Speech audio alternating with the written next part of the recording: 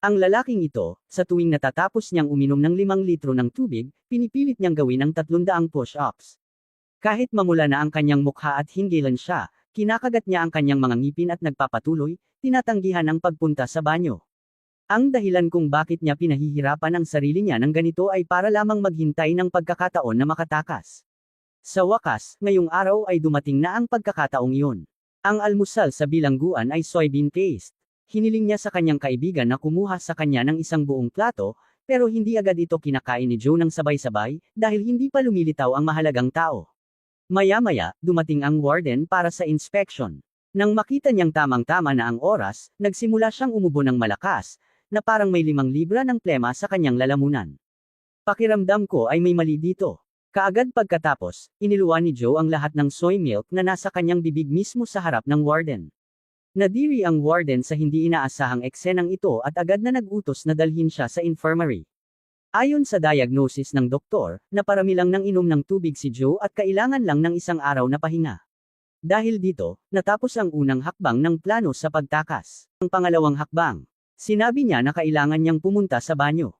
Ang babaeng doktor, na nangangambang baka may mangyaring hindi inaasahan, ay kumuha ng urinal at sinabing doon na lang niya gawin. Sa sandaling iyon, nagsalita ang isang bilanggo na naglilinis sa labas at nag-alok na ihatid siya sa banyo. Nang makita ito, wala nang magawa ang babaeng doktor kundi pumayag. Hindi niya alam na ito mismo ang napagplanuhan ng dalawa. Pagpasok sa banyo, kinuha ni Joe ang pait na itinago niya sa bubong. Gagamitin niya ito upang buksan ang gate papunta sa tunnel. Madali niya itong nabuksan. Ang susunod na gagawin ay ibalik ang tunnel sa dati nitong anyo at pagkatapos ay umalis ng tila walang nangyari. Ngunit hindi pa tapos ang lahat, dahil hindi pa talaga sila nakakalabas ng bilangguan. Ilang araw na ang nakalipas, habang nagtatrabaho ang dalawa sa woodworking shop, lihim silang gumawa ng 2 kahon gamit ang kahoy habang hindi nakatingin ang gwardya. Kaagad pagkatapos, ikinabot nila ang 2 kahon sa ilalim ng truck na ginagamit sa paglabas ng mga supply. Ang kailangan na lang nilang gawin ay humiga sa loob nito. Nang suriin ng gwardya gamit ang salamin, wala siyang nakitang anumang bilanggo na nagtatago sa ilalim ng truck. Hindi siya nag-atubiling paalisin ang truck. Pagdating ng truck sa lugar ng pamimili, sinamantala nila ang pag-alis ng driver upang tahimik na gumapang palabas ng kahon na gawa sa kahoy. Doon, may naghihintay ng mga kasabwat para salubungin sila. Samantala, sa loob ng bilangguan, napansin ng isang bilanggo na matagal nang nasa banyo si Joe at hindi pa bumabalik. Nang maramdaman niyang tamang-tama na ang oras, sinadya niyang magsimula ng gulo kasama ang isang itim na kaibigan upang lumikha ng kaguluhan. Gumawa sila ng ingay upang maakit ang mga gwardya at mapunta sa kanila ang atensyon. Sa ganitong paraan, lahat ng atensyon ng prison warden ay mapupunta roon at hindi na niya papansinin si Joe na nakatakas na. Ang susunod na pupuntahan ni Joe ay ang racetrack. Ngunit hindi sila naroon para manood ng karera, kundi para nakawin ang safe doon. Sa una, ayaw pumayag ni Joe dahil matagal na siyang nagretiro sa krimen at maaari na siyang makalaya sa loob lamang ng ilang buwan. Mayroon siyang $90,000 na ipon na nakatago sa kanyang bakuran, kaya wala nang dahilan para sumugal pa. Ngunit sinabi ni Clyde na nahukay na ng kanyang nakababatang kapatid ang pera, at ngayon ay hindi na rin matagpuan ang kapatid na iyon. Wala nang ibang paraan. Upang magkaroon ng magandang buhay pagkatapos makalaya, kailangan niyang tanggapin ang trabahong ito. Para tulungan si Joe na makatakas, sinadya ni Clyde na magmaneho papasok sa isang supermarket at magnakaw ng 2 pakete ng instant noodles, kaya siya ay nasentensyahan ng 70 araw na pagkakakulong sa parehong bilangguan. Hanggang ngayon, naging matagumpay ang plano. Ngunit pagkatapos nilang makuha ang pera, kailangan pa rin nilang maghanap ng paraan upang makabalik sa loob ng bilangguan, dahil dito, napakahigpit ng oras. Upang malinawan ang istruktura ng safe, ginamit ng 2 pang bilanggo ang pangalan ng isang anonymous sender upang magpadala ng birthday cake sa babaeng empleyado.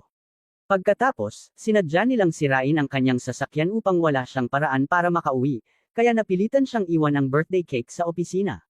Sumunod, nagbihis ang 2 bilang mga repairman at palihim na pumasok sa ilalim ng safe, ibinuhos ang lahat ng ipis na nahuli nila kanina sa tubo. Di nagtagal, sinundan ng mga ipis ang amoy at matagumpay na natagpuan ang birthday cake. Dahil dito, wala nang ibang magawa ang babae kundi tumawag ng pest control expert, at sinamantala ng 2 ang pagkakataon upang tahimik na makihalo sa kanila. Doon, nalaman nila ang istruktura ng safe at nakuha pa ang password ng main door. Pagkatapos, gumamit sila ng public phone upang ipaalam ito kay Joe. Gamit ang password na ito, madali na nilang mapasok ang basement. Matapos gawin ang lahat ng ito, pumunta sila sa card swiping station at gumamit ng homemade bomb na gawa sa lata upang pasabugan ito. Sa ganitong paraan, kapag tataya ang mga tao, hindi na nila magagamit ang card machine at mapipilitan silang gumamit ng cash. Kahit na dumating agad ang mga bumbero, imposible itong maayos kaagad. Kaya bago pa maayos ang sistema, mas lalo pang maraming pera ang maipapasok sa safe sa pamamagitan ng tubo. Hindi nagtagal, napuno ang loob ng safe ng pera, umaabot sa 10-10 milyong dolyar. Sa oras na iyon, dumating na rin sina Joe at Clyde sa racetrack, pero hindi agad sila pumasok. Sa halip, pumunta muna siya sa grocery store para bumili ng beer. Gusto mo bang magdagdag ng $10 para makabili pa ng 2 bote? Kaagad pagkatapos, bumili pa siya ng 2 pakete ng marshmallows. Pagkabili ng mga ito, dinala siya ni Clyde sa harap ng garbage dump. Medyo nagduda si Joe at hindi niya alam kung ano ang gagawin doon. Bago pa siya makarik, itinulak siya pababa. Lumalabas na ang lugar na ito ay direktang papunta sa basement. Sa oras na iyon, nagsimula na rin ang karera sa itaas at nakatuon ang atensyon ng lahat dito, kaya walang nakapansin na may nagbabantay sa safe. Dahil alam na nila ang ruta, mabilis silang nakarating sa ilalim ng safe. Nandoon na rin ang kapatid ni Clyde na si Jimmy na naghihintay. Pagkatapos, binigyan niya si Joe ng isang bote ng bleach at isang plastic bag. Nalito ang dalawang magkapatid, posible bang mabuksan ang pinto ng safe gamit lang ang mga ito? Sa harap ng kanilang nagdududang mga mata, ibinuhos ni Joe ang marshmallows at bleach sa loob ng plastic bag, at saka ito mahigpit na itinali. Kahit wala siyang naiintindihan, iniabot pa rin ni Clyde ang tubo sa kanya. Sa puntong iyon, hindi na napigilan ni Jimmy ang sarili at nagtanong, kung paghaluin ang mga ito, sasabog ba ang tubo ng safe? Ito ang unang beses na narinig niya na maaaring gamitin ang marshmallows para gumawa ng bomba. Kahit anong paliwanag ni Joe, hindi pa rin niya maintindihan. Kaya hindi nagtagal, nagtalo ang dalawa dahil sa kaligtasan. Hindi tayo pwedeng magdala ng ordinaryong bomba dito. Upang magtagumpay, kailangan natin ng calcium chlorate. Ang bleach ay purong calcium chlorate. Ang sugar cane plus calcium chlorate ay magpoproduce ng 2 uri ng gas at 1 uri ng solid. Ngayon, kailangan mo lang magbigay ng kaunting init pa, at makakakuha ka ng energy, at ang energy na iyon ay nangangahulugang pagsabog. Kahit hindi masyadong naiintindihan ng dalawa, sumunod na lang sila sa sinabi ni Joe. Kaagad pagkatapos, inilagay ni Joe ang plastic bag sa loob ng bote, at saka inilagay ang bote sa money transfer pipe. Ang lugar na ito ay puno ng init, pero matagal silang naghintay at wala silang narinig na pagsabog. Maya-maya, ibinalik ang bote ng buo, halos tumama pa kay Clyde, pero nasalo niya ito sa tamang oras. Gayunpaman, hindi siya naglakas loob na galawin ito dahil maaaring sumabog ito anumang sandali. Maingat itong kinuha ni Joe, at nang akmang bubuksan niya ang takip ng bote, mabilis na umiwas ang magkapatid na Logan. Pagkatapos, inayos niya ang higpit ng bag at ibinalik muli ito sa bote. Sa kanya muling inilagay ang bote sa tubo. Hindi nagtagal, dahil sa init, sumabog ng malakas ang bote at matagumpay na naputol ang tubo. Pagkaraan nito, pumasok ang makapal na usok sa restaurant. Akala ng waiter ay may nasusunog sa kung saan kaya tumawag siya sa control center. Pero walang fire alarm na narinig ang control center. Gayunpaman, para sigurado, nagpadala pa rin sila ng tao upang mag-imbestiga. Sa kabilang banda, nagsimula ng gumamit ang mga magnanakaw ng high-power vacuum cleaner upang sipsipin ang pera mula sa tubo. Sa isang iglap, maraming pera ang lumabas mula sa basurahan. Nang makita ni Jimmy na unti-unting nababawasan ang lumalabas na pera, lalo niyang nilakasan ang pagsipsip. Ngunit dahil hindi niya mahigpit na nahawakan, biglang natapon ang pera sa sahig. Wala nang ibang magawa, kaya inibon nila ang direksyon ng vacuum cleaner upang muling sipsipin ang pera. Ngunit sa sandaling iyon, may hindi inaasahang nangyari, ang prosthetic hand ni Clyde ay aksidenteng nasipsip, kaya nabara ang tubo. Huli na ang lahat para mag-away, kaya ang agarang kailangang gawin ay ayusin ang vacuum cleaner. Ngunit ang prosthetic hand na iyon ay gamit na ni Clyde sa loob ng halos 10 taon, parang sarili na niyang braso. Gusto niya itong kunin pabalik. Kinumbinsi siya ng nakatatandang kapatid niyang si Jimmy na sundin ang plano, at nangako siyang bibilhan niya si Clyde ng purong gintong braso sa hinaharap. Dahil dito, napilitan si Clyde na pumayag. Mabilis na nailabas ang malaking halaga ng pera at nailagay sa trash bag. Ngunit pagliko nila, bigla silang nakasalubong ng security guard na magsusuri sana sa lugar. Hindi sila nataranta at sinabi nilang magtatapon lang sila ng basura. Tinanong sila ng security guard kung may naamoy silang usok. Wala, dahil nawala na ang pang-amoy namin mula pagkabata. Nakapagtataka, naniwala ang security guard sa katawa-tawang paliwanag na iyon at pinayagan silang umalis. Nakaligtas sila sa bingit ng kapahamakan. Ngunit pagdating nila sa gate, may isa na namang problema, biglang nag-malfunction ang pinto at hindi na mabuksan. Sa kabilang banda, si Joe ay patuloy pa ring sinusuri ang natitirang pera, habang papalapit naman ang dalawang security guard papunta sa direksyong iyon. Kung sila ay mahuli, hindi matatawaran ang magiging kahihinatnan. Gayunpaman, hindi ito naging hadlang sa mga matatalinong magnanakaw. Isa sa mga kasabwat ay sinadyang magtago sa repair room ng race car at doon nanigarilyo. Hindi lang niya matagumpay na nakuha ang atensyon ng mga tao, kundi nailihis pa niya ang investigasyon papunta sa direksyong iyon.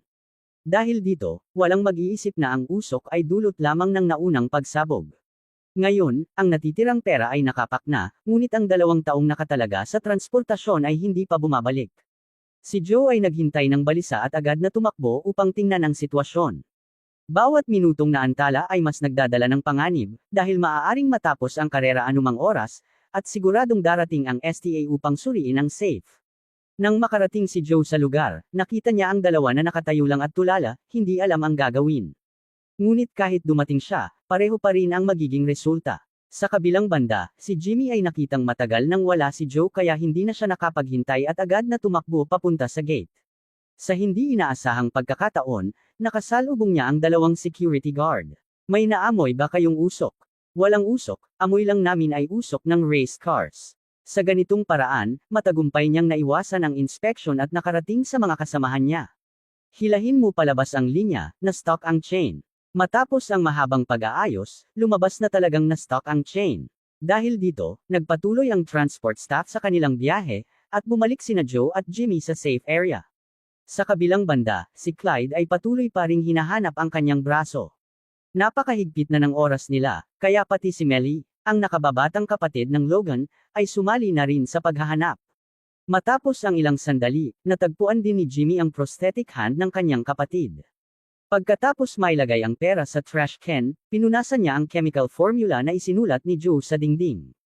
Sunod, muli niyang ikinonekta ang tubo ng safe at maingat na binura ang mga fingerprint.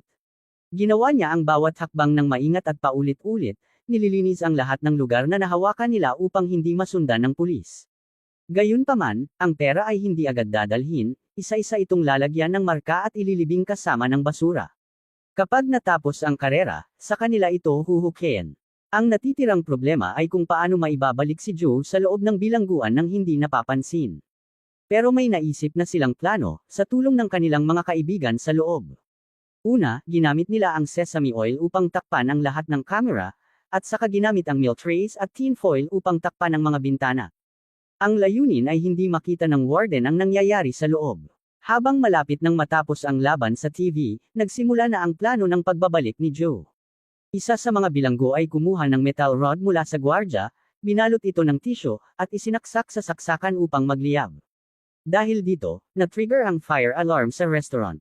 Bagamat galit ang warden, para maiwasan ang anumang aksidente, tumawag pa rin siya ng fire brigade. Sa oras na iyon, sina Joe at Clyde ay nakasuot na ng firefighter disguise at naghihintay na. Nang umalis ang fire truck, palihim silang sumabay at sumakay dito. Sumunod sila hanggang sa bumalik ito sa bilangguan. Habang abala ang iba sa pag-apula ng apoy, sinamantala nila ang pagkakataon upang makalusot at makabalik sa infirmary, sakto sa oras ng kaguluhan ng mga dumadating na bombero, sa isang tense na sitwasyon, napag-alaman nila na isa lamang pala itong prank ng mga bilanggo. Gayunpaman, pinilit pa rin nilang pigilan ang galit sa kanilang dibdib at simbolikong sinprehan ng fire extinguisher ang basurahan. Nang dumating ang babaeng doktor sa ward upang i-check si Joe, nakahiga na siya ng maayos sa kama, na parang walang nangyari.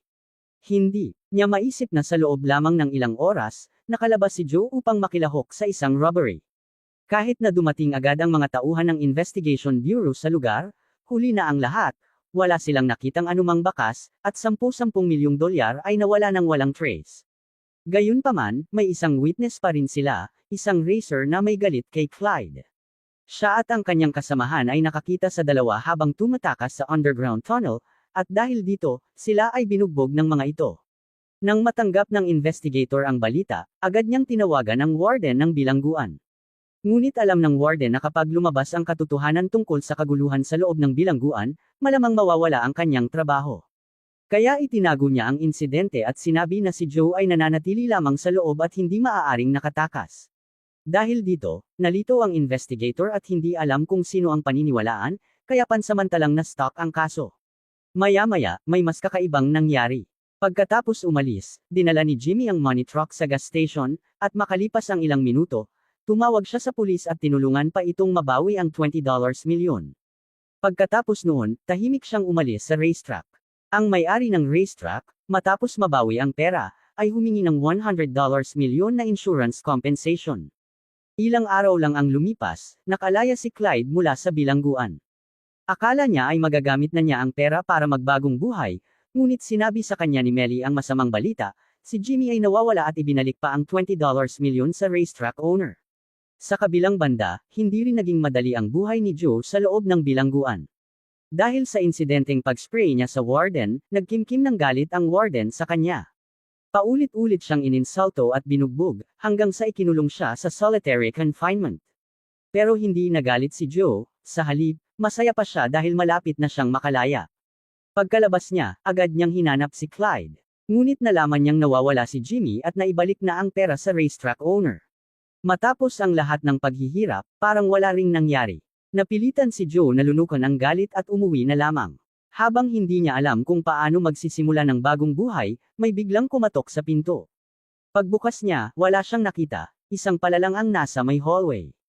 Akala niya ay biro lang ito, pero bago siya makatalikod, may naisip siya. Kinuha niya ang pala at pumunta sa kanyang bakuran. Hindi siya nagsalita at agad nagsimulang maghukay. Laking gulat niya nang makakita ng ilang bag ng pera sa ilalim, umaabot sa $5 milyon. Lumalabas na sinadyang sirain ni Jimmy ang iron gate upang ma-distract si Joe at ang ibang kasabwat, habang si Melly ay palihim na nakapasok at sa loob ng 10 oras ay muling nakakuha ng $20 milyon mula sa safe. Ang perang ito ay inilibing sa basurahan, at kalaunan ay hinukay muli ni Jimmy sa tamang pagkakataon. Pagkatapos, hinati-hati nila ang pera sa bawat isa. Ilang sandali pa, nakalaya rin ang kaibigan na responsable sa paggawa ng gulo sa bilangguan. Paglabas niya, may lottery car na naghihintay sa kanya, puno ng cash ang loob. Kahit ang babaeng namahala sa safe ay nakatanggap din ng kabayaran bilang mental compensation. Sa ganitong paraan, lumipas ang 1 taon at hindi pa rin matukoy ng investigator ang tunay na nangyari sa robbery. Kalaunan, inurong ng racetrack owner ang kaso, at ang insurance company ang naiwan sa malaking lugi. Sa bahay ni Jimmy, may nakapaskil na papel na may nakasulat na, 10 Rules of the Thief Family, at isa sa mga ito ay ang huwag maging sakam. Dito nagtatapos ang video. Kung nagustuhan mo, huwag kalimutang mag-subscribe. Kita-kits sa susunod na video.